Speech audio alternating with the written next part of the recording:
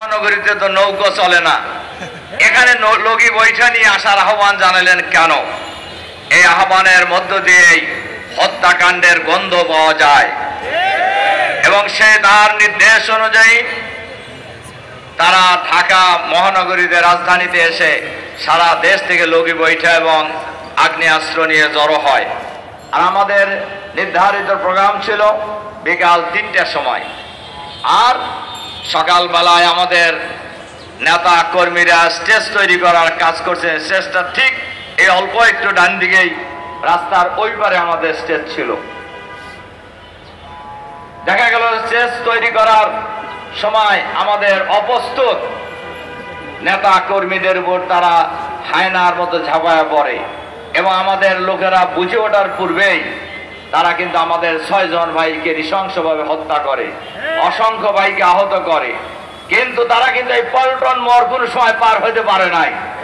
এবং আপনারা দেখেছেন অনেক দলই সাউন্ড গ্যানেটের আওয়াজ শুনে মঞ্চ ছেড়ে পালায় চলে গেছে। কিন্তু আমাদের নেতারা, আমরা ওই দিন এসেছি পল্টনে ৩টায় ঠিক মিটিং শুরু হয়েছে। আমাদের নেতা আমিরে জামাত, তখনও তিনি মন্ত্রী ছিলেন, মাওলানা মতিউর রহমান নিজামী ঐতিহাসিক ভাষণ দান করেন সেই সমাবেশে। মোহর মোহর গলি, বোমার আওয়াজ, এর মধ্যেই আমাদের নেতা কর্মীরা মানব প্রাচীর রচনা করে আমাদের এই মিটিংকে সফল করেছিলেন। আমাদের নেতা আমিরে জামাত মাওলানা মতিউর রহমান নিজামী ওনার স্বভাব সুলভ ধীরস্থির কণ্ঠে ঐতিহাসিক ভাষণ প্রদান করে আমরা নরমালি মিটিং শেষ করেছিলাম। এই হত্যাকাণ্ডের পরে শেখ হাসিনা সহ রাশেদ খান মেনন, ইনু সহ 14